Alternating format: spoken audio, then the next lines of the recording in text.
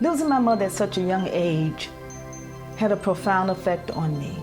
After losing her, I wanted to educate women about how to better take care of themselves. As a result, Dianne's Call Natural Living Lifestyle show was created. So let's answer the call to make our health a priority. Dianne's Call.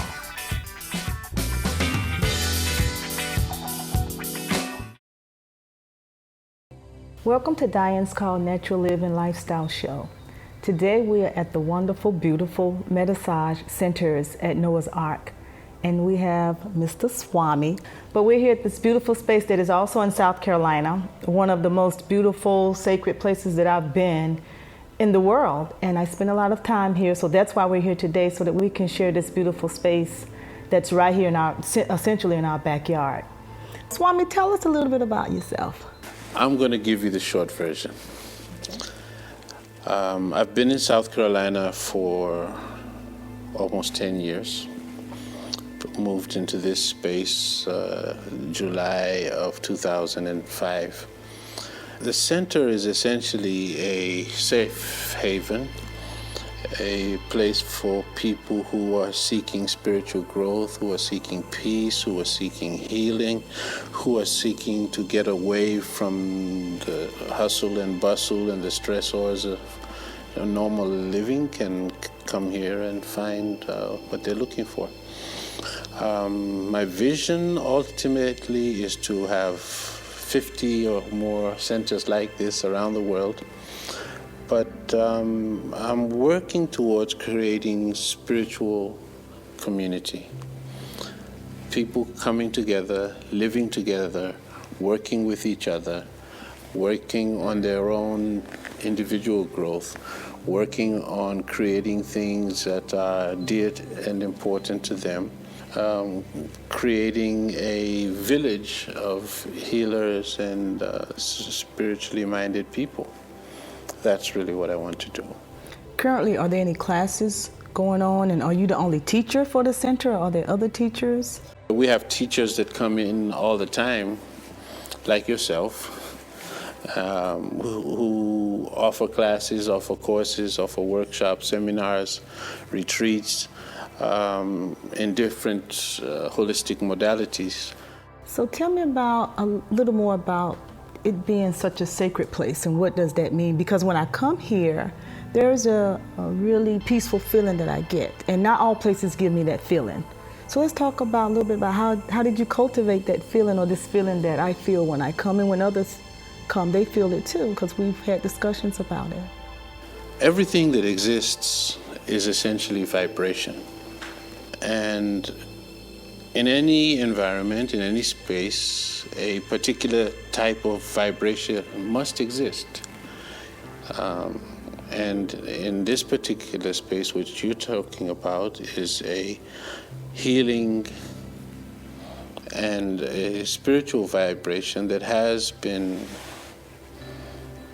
created by the work that is being done here, by our devotion, our love, our meditation, our prayer, our healing.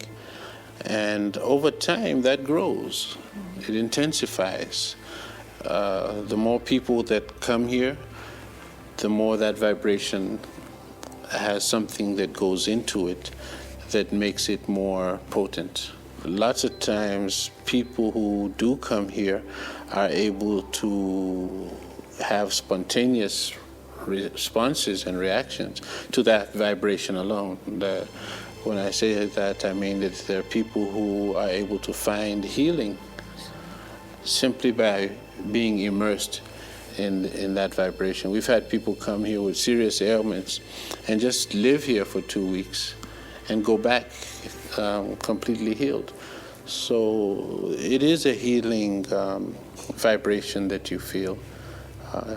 It's a spiritual one also, because it is connected to the God force that we all live, move, and have our beings in, and that we essentially also carry within us.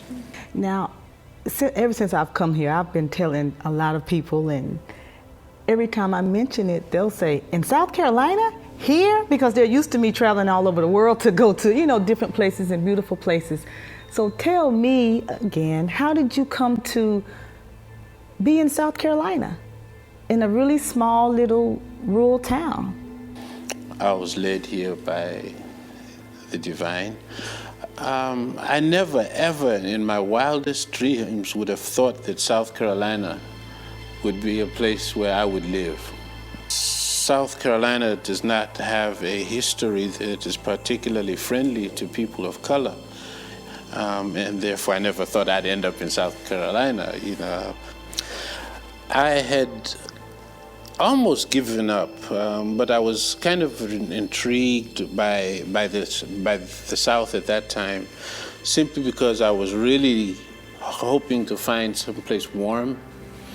I wanted Florida, but that didn't work out. When I went to Florida, they were experiencing a drought, and people could not even wash their cars, water their lawns, and I said, well, no, if Florida is already having these kinds of problems, then Florida is not the place for me. I had come back up here. I found an agent in Charlotte who had the patience of Job. I mean, this man went out with me day after day after day, all day long, and we never found anything. Or rather, I should say, the things that he showed me, I rejected. And he never complained, he never got an attitude. And I went back to Ohio, which is where I was at the time. 2 days after I arrived, he calls me, he says, I found it, this is the place you've been looking for. I'm like, no, that's not possible. I just left there. He says, no, you got to come, trust me, you have to come back. So I came back, we came here, and that was it.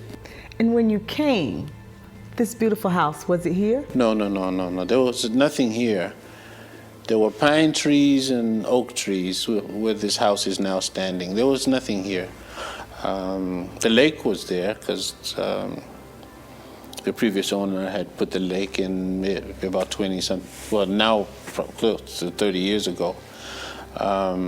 But when I came, he said he had put this lake in maybe 18, 20 years before. So we cleared this spot and started building. Okay. When we come back, Swami and I will take a tour of this beautiful facility.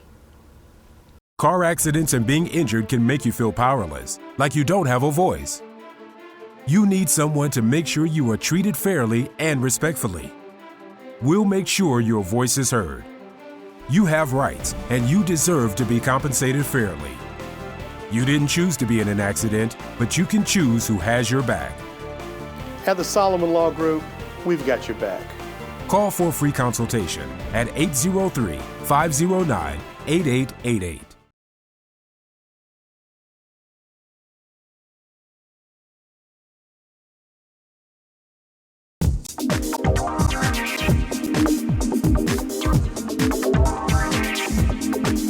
Welcome back to Dianne's Call Natural Lifestyle Living Show. And right now I'm standing in the middle of the Photon Genius. Swami, come on over here and tell me what the Photon Genius is all about. And tell me, it's a healing device, but tell us a little bit more about it. It is a healing device, and it's one of the most remarkable devices that I've come across this century. What does it do? It restores cellular integrity. In other words, it makes your body cells do what they're supposed to be doing if there's something wrong with the body. Normally, people tend to function at a lower capacity because the body has been bombarded by all kinds of chemicals, bad food, lack of exercise, stress. Tell me about the bars and the colors and what does it mean? Well, the colors basically are chakra colors, but the tubes contain noble gases.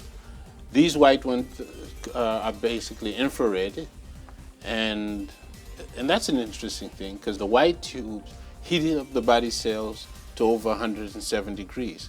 Cancer cells cannot survive in that temperature. So this would be a good healing device for someone who has cancer. Who has cancer. Okay. It's not like it's a one-off. You can't just come use it once. It needs to be repeated over a period of time. It also detoxes the body.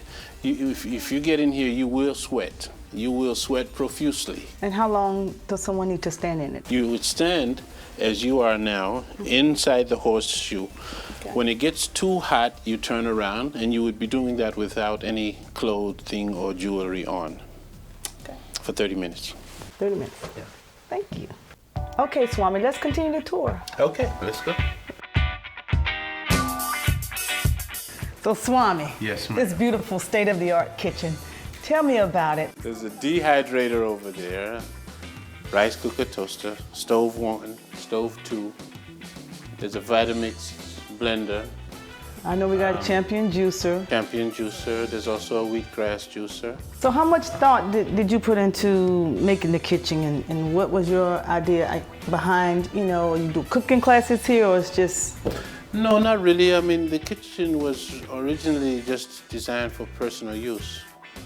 I mean, of course, knowing that there would be people coming in larger numbers, that's why there are 2 ovens. I love this, the 4 agreements, which is the backsplash for the stove. There was no backsplash, and then somebody said to me, you need a backsplash. So I'm thinking, okay, I need a backsplash. I have to come up with something unique, something that I would like to see when I'm cooking, and that I wouldn't mind other people seeing all the time instead of just some random art or whatever. So I took this picture of the sun setting. I was standing at the gate and took the picture, superimposed the writing over the picture using Photoshop, and then I looked online and found a tile maker, and I specifically told them that I wanted it on pure glass tile, and I wanted the writing to be behind the tile, not on the front of the tile, so that it could never be wiped off or destroyed by heat. The 4 agreements to me are a formula for a stress-free life. Okay, Swami, let's go to the other part of the house. So the living area, this is what we call the living area, community living room. area, because we have the kitchen expanding into the living room, into the dining room, and into this living room, or reverse, So it's more of a living area. When we come back, Swami and I will take a walk around the beautiful facility.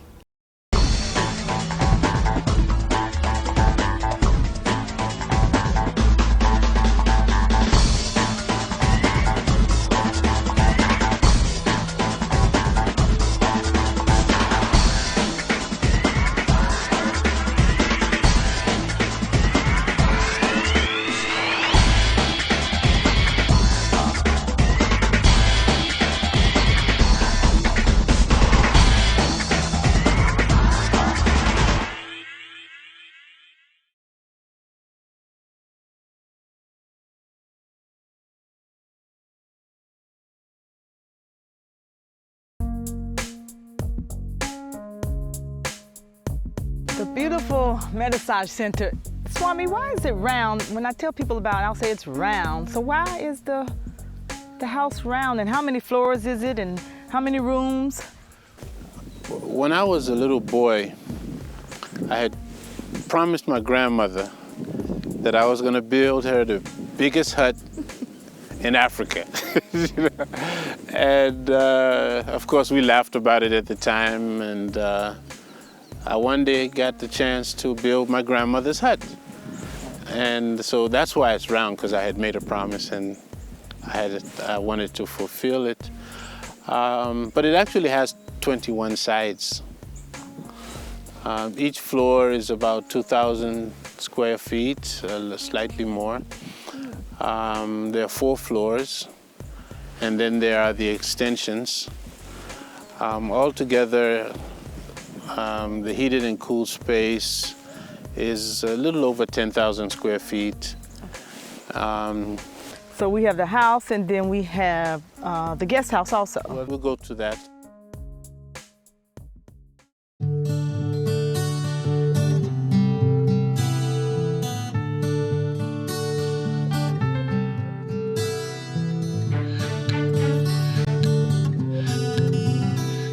Beautiful color. Natural sunlight. How many people does the guest house sleep? How many can it accommodate? The bedrooms sleep 20. These 4 here, 3 people each, and the 2 in the back, 4 people each. Okay. And the colors, did you design this yourself? Did you get help with the colors because it's so beautiful? I had some guests here when it was first finished. It was her idea to match the leaves outside with the wall in the house. So that's how that came about. And it has a full kitchen. I see, families, did you rent it out to families, family reunions? Groups, organizations, whoever really. The kitchen is fully equipped with pots and pans, cutlery, dishes, reverse osmosis filtered water, instant hot for tea or coffee. There's also a coffee maker, rice cooker, toaster, microwave, etc., etc. This is a mini version of the kitchen in the regular house. Oh, nice. The rooms, I noticed that they all have names. And where did that idea come from? We got gratitude, truth, kindness, spontaneity, humor. The names were actually chosen by my partner. I never thought of such a thing. I probably would never have thought of such a thing. But it works out very well because a lot of people say, oh, I was in humor, and that's just what I needed. I need to be more, so it's worked out quite well. Swami, let's go take a look at the yurt. Yurt. The yurt is actually a Mongolian tent. It's round, very sturdy against weather and the elements. And I use it for volunteers. We usually have up to about 4 people sleeping in here. Volunteers come and stay for long periods of time, extended periods of time. So I like to put them together so they can influence each other's health, each other's thinking. They can bounce their ideas off of each other and get to know each other. Okay. When we return, we're going to go to the meditation room. It is so beautiful. First impressions are everything. Need help with reaching your writing objectives? How do you get the reader's attention quickly? It sounds like you need a can-do-it writing consultant. A can-do-it writing consultant will work with you one-on-one to help you with completing an A paper, such as dissertations, research papers, thesis, and case studies. We also help with editing manuscripts, books, plays, and more by using MLA and APA styles. You create the agenda and timelines needed for your goals, and we'll do the rest. Contact a consultant for a free consultation.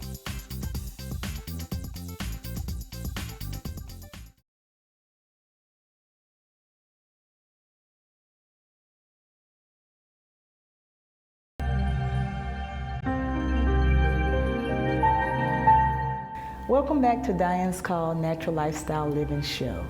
We're now in the meditation room. Swami, let's talk about meditation. I know that this is one of the main modalities at the center. So what is meditation? Meditation is being in the present, being here now, not in the future, not in the past, not where your mind wants to take you. Meditation is you falling into your own divineness, you disappearing into the whole, moving into a space where there's no thinking, there's no thoughts, there's just silence. Do you meditate every day? I do. How long do you meditate? An hour each time. So I try to get in 2 periods in each day. Not always at the same time every day, but for beginners, that is recommended to try to set the same time every day. Same time every day. And for beginners, how long should they meditate when they're just starting out? I still say shoot for an hour. The idea is to develop the habit of being still and being silent. That's not to say that you can't use music as an aid, because the music helps keep you in the present. It helps keep your mind from wandering. So it brings you back to where you are. I know some people fall asleep when they meditate. Then they're not meditating, they're sleeping. And is there a certain position that you should sit, a certain way to sit? Can you lie down and meditate? Posture should be comfortable and stable. You don't want to lie down Why not? because you'll fall asleep. You preferably want to sit in a chair, a meditation chair, or a regular chair, or on the floor without a support. But you want to sit so that your back is straight. Is meditation a requirement for the residents, people who live here? It is. Who visit? What about if a family just comes to visit for a family reunion? Are they required to meditate? No. But the residents who stay here? No. I've asked a couple of my friends to join us as Swami guide us through meditation. Close your eyes. Allow your body to settle. Allow your breathing to be slow and deep. Breathing fully into the abdomen and allowing the breath to expand slowly into the upper regions of the diaphragm. When you breathe out slowly, exhaling fully. Now when you breathe in, allow the breath to move into the abdomen. Allow the abdomen to expand, that's right. With each breath that leaves the body, you will find yourself relaxing a little more.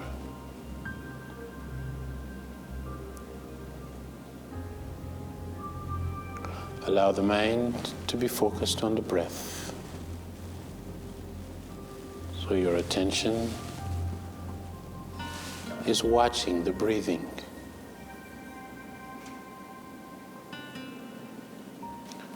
And this is a simple technique for Vipassana meditation. Thank you, Swami. You're welcome. You're welcome. So I see you have crystal bowls. Are they used for a particular type of meditation, or how are they used? The crystal bowls can be used for deep relaxation. They can be used as sound for meditation, and they can also be used as healing devices or as essentially inner awareness. I'll show you. So these are crystal bowls. This one is slightly different because it's gold-plated. But each of them has been configured to correspond to a specific chakra or energy center in the body. There are 7 vertically rising energy centers in the body. Let's start with this one.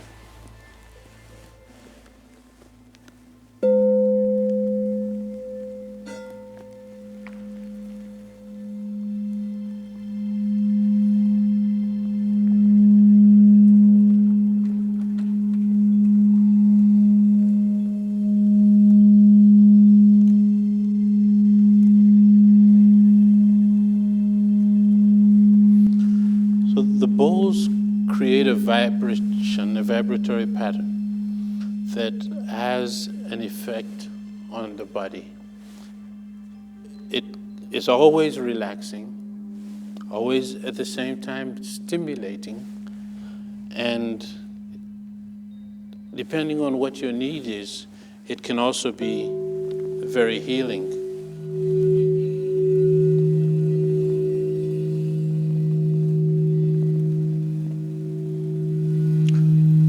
The bowls can also be used as background sound for meditation.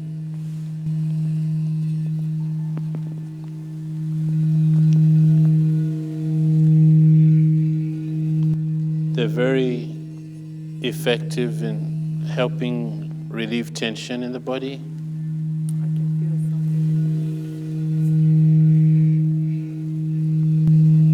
I can feel something.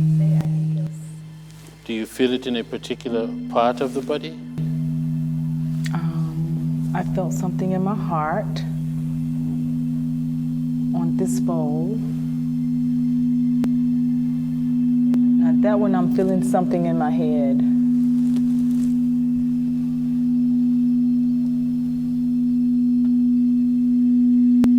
And people use these when they meditate? You can.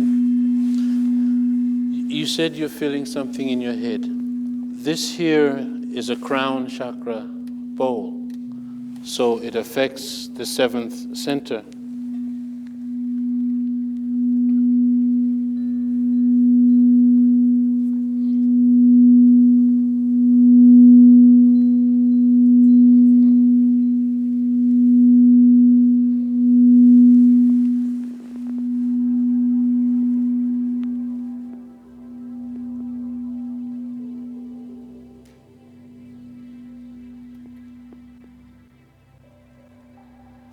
So you can imagine if these bowls were being used continuously for an extended period of time, the effect that it would have on the whole body. But there's something else I should share with you while we're talking about sound healing. There's this gong here. It's a Wuhan gong. Wuhan gong? Yeah. Normally, you listen to a gong or you think of a gong as just a sound that is a gong sound. But I want you to experience it as a relaxing sound. So I'd like you to lie down. This will be very brief. And just close your eyes and just relax. Yeah, just lie there for just a second. A few seconds, I should say.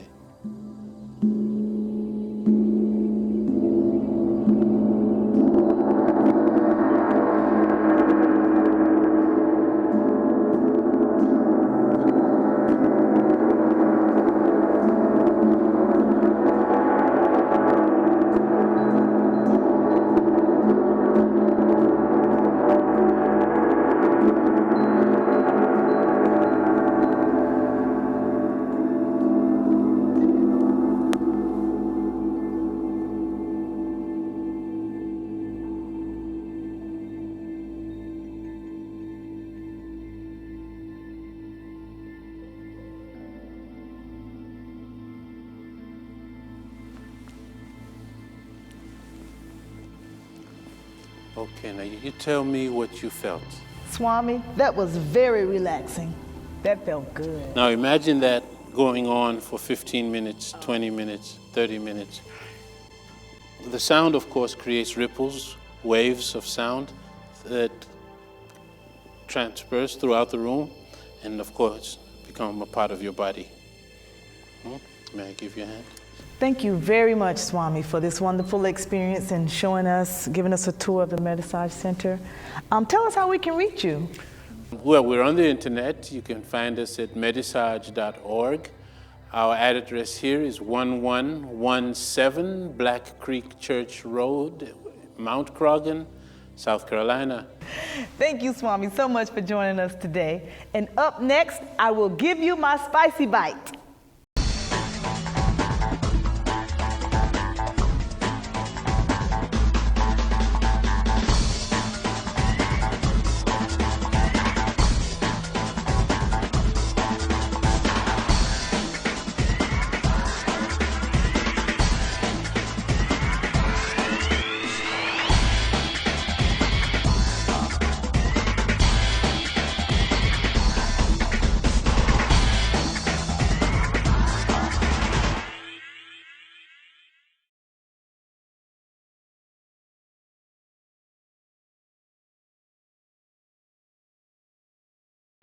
The spice that I'm going to discuss this time in our Spicy Bite segment is cinnamon. Cinnamon, it smells, the aroma is so wonderful, so wonderful. This particular spice can be used in dishes that are sweet or savory. And that makes it a very versatile and flexible spice. And in life, we have to learn how to be flexible, because if we don't, we will break.